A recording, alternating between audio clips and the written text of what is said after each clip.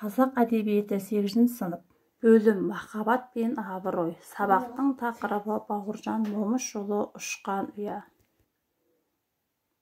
Сабақтың мақсаты шығарманың бүгінгі күнмен байланысын аша отырып, ұлттық жалпы адамзаттық құндылықтардың заманауилығы мен жаңашылдығын бағалау. Бағалау критерийлері шығармадағы материалдық және рухани құндылықтарды заманауи тұрғыда салыстырады, жаңашылдығын бағалайды.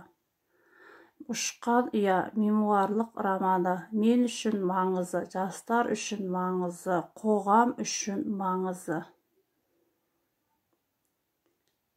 Бірінші қадам оқушылар әдеби шеңбер әдісі бойынша рөлдерін бөліп алады. Талқы себепшісі романдағы құндылықтардың көрінісіне қатысты 3-4 сұрақ құрастырады. Белгілеуші мәтіндегі ең маңызды деген ақпараттарды жинап белгілейді. Байланыстырушы сұрақ пен шынайы өмір арасындағы екі байланысты табады. Бағалаушы шығарманың заманауилығы мен жаңашылдығын бағалайды.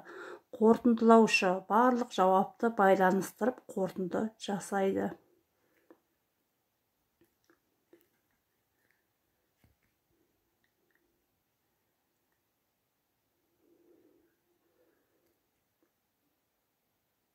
Екінші қадам рөлдеріне сәйкес қайтадан топтасады. Талқы себепшілері бір топқа, белгілеушілер бір топқа, тағысын тағы жауаптарын ортаға салып талдау жасайды. Өз топтарына толық жан-жақты жауап үлгісін қалай жеткізуге болатындығын ойласады.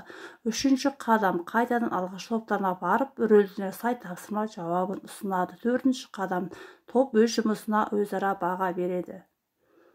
Дескриптор шығарманың маңызын түсінеді, рөліне сай берілген тапсырма шартын түсініп орындайды. Талқылау топтарында жауабымен бөліседі, өз тобына толықтырылған тапсырма нұсқасын ұсынады, өзара бағалайды.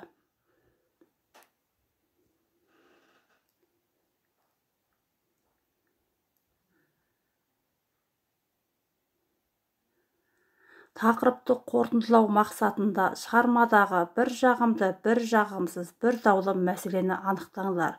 Бір жағымды, бір жағымсыз, бір даулы мәселені анықтап кестені толтырамыз. Рефлексия.